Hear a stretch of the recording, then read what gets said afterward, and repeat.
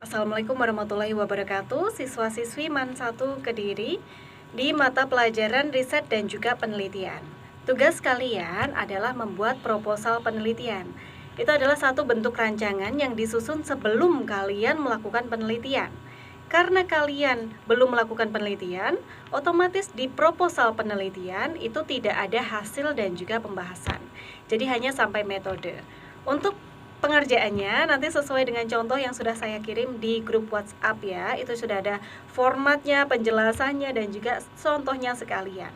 Jadi urutannya adalah kita membuat proposal penelitian terlebih dahulu. Proposal penelitian selesai, kalian kirimkan ke saya. Ketika saya sudah setuju, baru kalian bikin pertanyaan. Pertanyaan untuk wawancara, pertanyaan untuk survei, pertanyaan untuk angket, itu ketika proposal kalian sudah selesai. Oke, sudah sampai sini paham ya? Karena beberapa ada yang sudah konsultasi pertanyaan, padahal proposalnya belum jadi. Selesaikan dulu proposalnya, ada 3 bab, bab 1, bab 2, bab 3 saja. Silahkan bisa dikirim soft copy, di print itu akan lebih baik. Nanti bisa dikumpulkan di meja saya. Setelah proposal jadi, kalian nanti bikin pertanyaan. Ketika kalian sudah bikin pertanyaan, nanti setelah ujian akhir semester, kalian baru mengumpulkan data. Jadi step by stepnya atau langkah-langkahnya nanti seperti itu ya.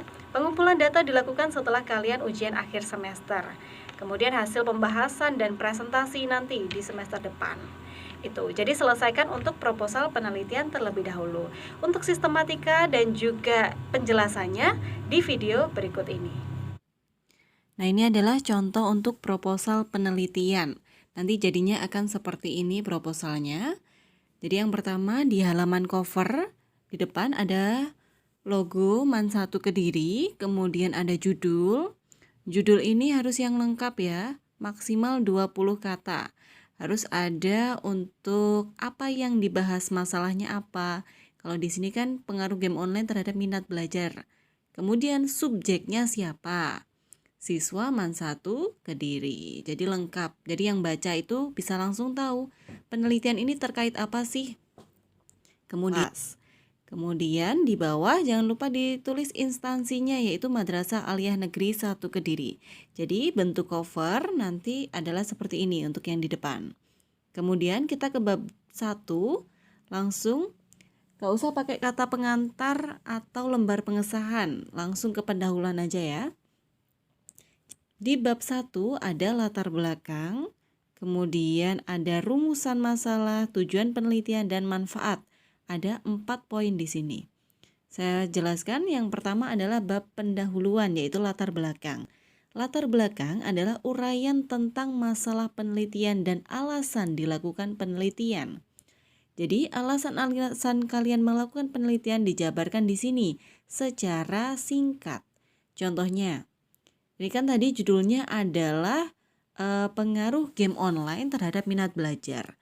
Jadi di awal saya membahas tentang teknologi internet dan game online, saya bahas dulu di awal. Fungsinya apa? Jadi ketika saya nggak paham tentang materi ini, saya bisa ada gambaran. Misalkan ini ya, saya nggak paham game online itu apa sih sebenarnya. Ketika saya baca di pendahuluan, saya langsung paham. Game online adalah salah satu hasil dari perkembangan internet berupa permainan audiovisual yang melibatkan banyak pemain di dalamnya. Ini jadi gambaran singkat tentang game online. Itu yang di paragraf pertama. Kemudian di paragraf kedua saya melampirkan data. Ya, ada datanya sesuai dengan hasil survei jumlah pengguna internet, dan ini pengguna game online Mobile Legends adalah sebanyak 8 juta pengguna aktif. Telah diunduh 35 juta kali. Ada data di sini. Jadi kalian kalau melampirkan suatu pendapat, usahakan ada faktanya. Kecanduan game online mengakibatkan persoalan dalam minat belajar peserta didik. Nah, ini sudah mulai langsung menuju ke bab pembahasan minat peserta didik. Peserta didik akan mengalami penurunan minat belajar sehingga mereka melalaikan tugas-tugas belajar. Semoga MAN 1 nggak seperti itu ya. Nah, di akhir paragraf ini muncul pernyataan berdasarkan alasan di atas, peneliti terdorong untuk melakukan penelitian dengan judul ini. Jadi inilah statementnya yang paling penting dalam rumusan masalah. Ini intinya dari paragraf-paragraf di atas. Paragraf-paragraf di atas ini adalah mendukung paragraf yang saya blok hijau ini. Intinya itu di sini. Berdasarkan alasan-alasan yang ada di atas, ini ya, makanya kita melakukan penelitian. Seperti itulah latar belakang, maksudnya seperti itu. Kemudian kita ke bagian rumusan masalah. Di bagian rumusan masalah, kemarin kita sudah belajar ya, rumusan masalah adalah pertanyaan yang harus dipecahkan melalui penelitian. Lebih dari satu boleh dalam bentuk pertanyaan. Kemudian untuk rumusan masalah nanti dijawab di tujuan penelitian. Coba kita baca. Untuk rumusan masalah yang pertama, bagaimana pengaruh game online terhadap minat belajar siswa? Kemudian, coba lihat tujuan penelitiannya, mengetahui pengaruh game online terhadap minat belajar siswa. Jadi ada nyambungnya ya di sini ya. Kalau rumusan masalah bentuknya pertanyaan, kalau tujuan penelitian bentuknya pernyataan yang menjawab dari rumusan masalah. Yang bawahnya, bagaimana upaya meminimalisir dampak game online terhadap siswa? Sama dengan yang ini, tujuan penelitian yang bawah, bagaimana mengetahui upaya meminimalisir dampak game online terhadap siswa. Kalau rumusan masalahnya 2, tujuan penelitian juga harus 2. Kemudian kita ke manfaat penelitian. Penelitian ini bermanfaat untuk siapa sih? Kalau di sini untuk instansi pendidikan dan juga orang tua siswa dan penelitian lanjutan. Untuk instansi pendidikan ini juga bisa bermanfaat ya. Jadi guru itu bisa tahu, oh ternyata game online itu ada pengaruhnya loh di minat belajar siswa. Orang tua juga, kalau orang tua baca artikel kalian kan bisa tahu, oh ternyata anak saya ini harus diawasi nih kalau main game soalnya bisa berpengaruh terhadap minat belajar ke anak saya. Kemudian penelitian lanjutan. Jadi penelitian ini nanti bisa dilanjutkan, hasil penelitian kalian nanti bisa dilanjutkan atau menjadi dasar penelitian berikutnya. Misalkan adik kelas kalian pengen melakukan penelitian yang sama, itu boleh. Asalkan tahunnya berbeda. Kemudian itu bab 1 ya. Kemudian kita ke bab 2 yaitu landasan teori. Landasan teori atau yang biasa kita kenal juga kajian pustaka itu membahas tentang teori-teori dan pendapat yang digunakan untuk menelaah dan menjadi dasar masalah yang diteliti. Coba kalian bayangkan, misalkan saya bukanlah seorang yang main game. Terus saya baca penelitian kalian tentang game, otomatis saya harus punya pengetahuan yang sama dengan kalian tentang game. Oleh karena itu, di landasan teori kita munculkan pengertian game online. Ini ya, pengertian game online. Game online itu apa saja? Menurut ahli, sehingga bisa dipertanggungjawabkan. Jangan menurut kalian sendiri ya. Jadi menurut ahli, siapa namanya? Kalau dari buku apa? Nah ini, ciri-ciri game online. Tipe-tipe game online. Faktor-faktor yang mempengaruhi game online. Nah ini ya, agar apa? Pemahaman kita sama terhadap topik yang sedang dibahas. Kemudian tidak hanya dari game saja, tadi kan kita juga membahas tentang minat belajar, itu juga dimasukkan juga. Apa sih minat belajar itu? Apa yang dimaksud dengan minat belajar? Nah ini kan banyak sekali pengertian-pengertiannya. Kalian tinggal pilih saja yang menurut kalian paling sesuai dan mewakili. Faktor-faktor yang mempengaruhi minat belajar, kemudian mungkin nanti bisa ditambahkan ya, dampaknya tentang penurunan minat belajar itu seperti apa, itu boleh. Ya, itu untuk di landasan teori. Tolong gunakan bahan pustaka yang bisa dipertanggungjawabkan, seperti buku, koran, kemudian jurnal, makalah atau skripsi.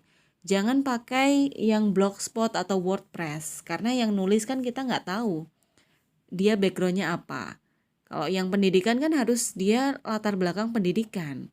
Tapi kalau blogspot, siapa saja kan bisa menulis, entah itu dia masih SMP, masih SMA, kan semuanya bisa menulis di situ. Jadi cari yang memang bisa dipertanggungjawabkan. Kemudian kita ke bab 3, yaitu metode. Ini adalah yang terakhir. Nanti satu halaman berbeda ya. Metode penelitian. Nah, ini adalah rancangan atau desain penelitian kalian nanti akan seperti apa. Ya, kita baca. Metode penentuan subjek menggunakan metode purposive sampling. Purposive sampling itu pengambilan sampel yang ada di pengambilan data survei, tapi secara terpilih. Kan ada ketika survei, saya acak saja Bu, siapa yang saya temui, ya udah itu saya yang tanyakan. Nah itu berarti metode acak. Tapi kalau purposive sampling, itu metodenya kalian memilih siapa yang akan disurvei. Nah karena ini penelitiannya adalah harus yang main game, otomatis harus siswa yang pilihan, nggak bisa acak. Kalau pas acak ya kalau dia main game, kalau nggak main game, kalian kan nggak bisa menanyai. Nah itu ya, ini metode purposive sampling itu khusus untuk si survei. Kemudian sumber data dalam penelitian ini nanti dimasukkan siapa sih yang kalian teliti. Kalau pakai wawancara siapa yang mau kalian wawancara, kalau pakai survei siapa yang kalian survei. Kalau ini kan menggunakan metode survei. Kalau survei, yang diwawancara itu bukan semuanya. Kalau sensus, yang diwawancarai semuanya. Contohnya gini, sensus penduduk. Yang ditanyai kan semua penduduk tanpa terkecuali. Nggak ada yang nggak ditanyai. Itu kalau sensus. Tapi kalau survei, dia itu hanya mengambil sampel atau pilihan. Seperti AKM. Kemarin ya, ujian AKM kan hanya sampel saja, hanya perwakilan saja. Nah, begitu juga dengan ini. Hanya 20 siswa saja yang aktif bermain game, tidak semua siswa MAN 1, karena dianggap 20 siswa ini sudah mewakili. Kemudian, nanti kalau wawancara, berarti yang diwawancarai adalah yang ahli. Contohnya, kalau wawancara berarti guru BK-nya, atau mungkin si developer gamenya. Metode wawancara, karena dia ahli, dia yang lebih paham. Kemudian metode pengumpulan data yang diambil apa aja? Kemarin kan ada ya, ada survei, ada wawancara, ada sensus. Nanti silahkan kalian pilih sendiri. Kalau di sini contohnya adalah menggunakan survei. Kemudian ditambahkan keterangan sedikit, survei merupakan pengumpulan data dengan mengambil sampel dari keseluruhan populasi. Kemudian populasinya siapa dan sampelnya siapa? Populasi itu adalah keseluruhannya. Sampel adalah yang diambil, perwakilannya. Populasinya contohnya, populasinya itu seluruh siswa MAN 1 Kediri. Sampel atau perwakilannya itu hanya 20 siswa tadi, yang diambil masing-masing 2 orang perwakilan setiap kelas untuk dijadikan subjek. Ya. Itu. Kemudian instrumen pengumpulan data. Instrumen adalah alat yang digunakan untuk mengumpulkan data. Ini kita rancang setelah proposal kalian jadi. Instrumen pengumpulan data, kalau wawancara instrumennya adalah pertanyaan-pertanyaan wawancara itu loh instrumen. Kalau survei berarti angket yang berisi tentang pertanyaan-pertanyaan yang akan kalian tanyakan, itu loh yang namanya instrumen. Untuk perancangan instrumen, nanti kita rancang bersama setelah proposal kalian jadi. Sekarang silahkan diselesaikan dulu proposalnya. Kalau ada yang ditanyakan, bisa ditanyakan di kolom komentar.